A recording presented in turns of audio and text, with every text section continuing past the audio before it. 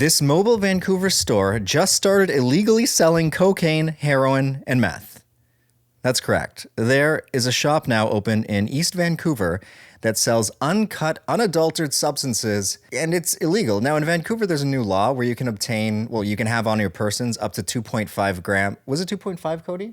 Yeah, it was 2.5 grams of MDMA, cocaine.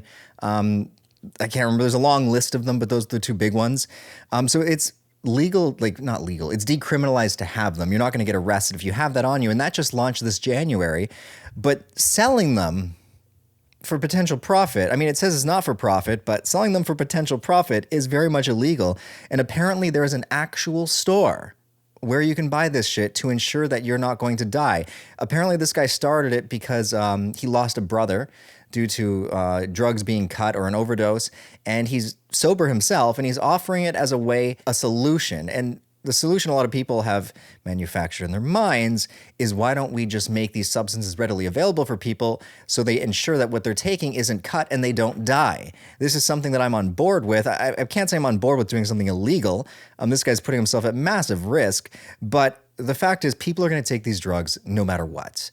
No amount of education, no amount of DARE programs is going to stop somebody from their meth addiction. They're just going to take it no matter what. So if that's the case, we should be treating it like, not even a disease, I would say. We should be treating these people just like, they're going through a rough time and they need help.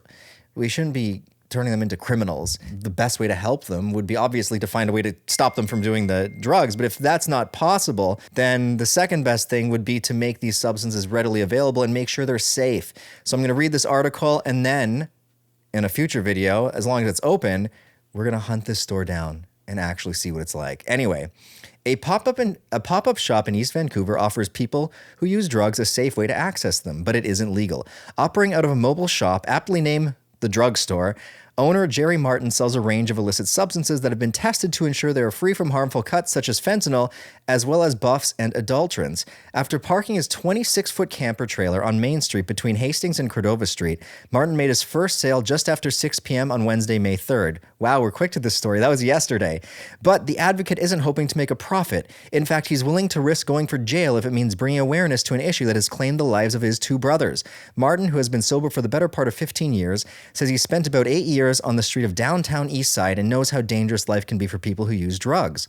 There's a lot of predators out there. They're making women and other people do things that they don't want to do, whether they got the money or not. You've got to meet them in an alley, he told VIA. This website's called Vancouver's Awesome, adding that many people also get robbed during these exchanges. Martin's first customer, DTE's resident Frank Vragovich, paid $20 for 2 points of clean heroin from the pop-up shop, which he said was a great value for something he wouldn't be able to find on the street. Typically, he says he would pay over $100 on the street for the same amount and hasn't been able to get clean heroin for a couple decades because it's all cut with fentanyl. Well, Vragovich knows one person who sells real heroin on the street. He noted that it was terrible and cut with other substances. It might have been 3% heroin, so I would have had to spend $500 or $600 to feel what I feel from a little bit of this, he told VIA, clarifying that he feels ripped off buying street drugs.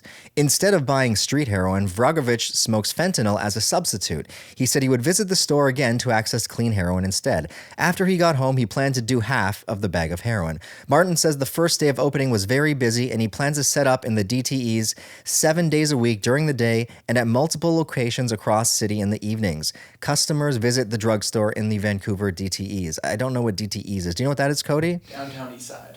Downtown Eastside. That's what DTEs mean. Downtown Eastside. Numerous customers continued to line up in the evening, with several passerbys expressing interest, concern, and support for the mobile shop. The yellow signature at the storefront indicates that the drugs are tested and fentanyl-free, with prices based on the amount of substance purchased. Cocaine prices range from $20 and $220, crack between $20 and $250, heroin between $25 and $200, methamphetamine between $10 and $100, and MDMA between $10 and $150. Another DTE's resident, who we call Joe, his name has been changed for safety reasons, says he lost track of the number of people he knows who have been lost to drugs. I did my first cocaine injection when I was 16 years old, the 52-year-old told VIA, adding that the first time he tried heroin was when he was incinerated at age 19. If heroin was legalized and more stores opened, Joe feels many people's lives would be saved. But you can have a non-user who wants to experiment come here and do it, he clarified, adding that he would never turn anybody on to this monster who hadn't tried it.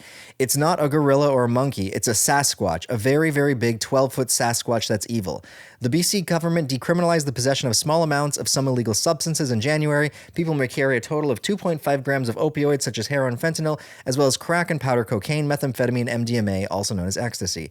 Many critics of the pilot project say the threshold of substance that people may carry is too low and could encourage them to acquire stronger drugs. Others say it targets low-level street dealers who do not profit from the drugs they sell. Overdoses in BC increased by over 25% from 2020, with 1,765 deaths in 2020 and 2,224 overdose deaths in 2021. All right, so what are my thoughts on this? I mean, I kind of covered them in the beginning. I would like to see this just be a legal venture so that people like this guy who's just trying to help don't get thrown behind bars. I don't know how long this is going to go on for. What do you think, Cody? Do you think we could find it? Yeah, I think we can find it. Sorry, do you remember what I just read it, but I can't remember. What time does it open at? Yeah, we got to visit this store to film it and make a video out of it and buy some of these substances and test them with reagents to actually verify, as far as reagents can go, if they are safe. Anyway, like I said, this is pretty fucking crazy. I am curious to see how long it's going to stay open before someone comes and shuts it down, or if this is going to start some kind of new movement. Breaking news. Police arrest man operating mobile hard drug store in Vancouver. Fuck.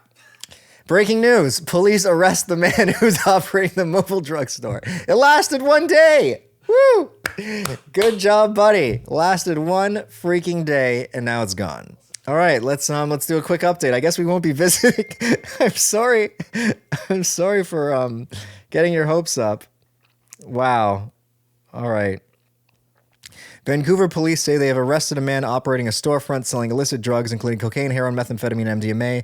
Drug user advocate Jerry Martin opened a shop. Blah, blah, blah. We already said that. Blah, blah, blah. Police said they released the man pending his next court appearance and that he has been banned from the downtown east side as a condition of his release. Damn. Well, I mean, at least a handful of people got some safe drugs. Let's see how this plays out, and let's see if more of these shops open. Anyway, if you enjoyed this video, leave her a big thumbs up, comment below, and let me know what you think of this. I'm curious on your opinion. Yeah, I can't say I'm shocked that it lasted like a day. This world is funny, man. Anyway, see you guys on the next one. And Cody, maybe you can edit this hyperspeed.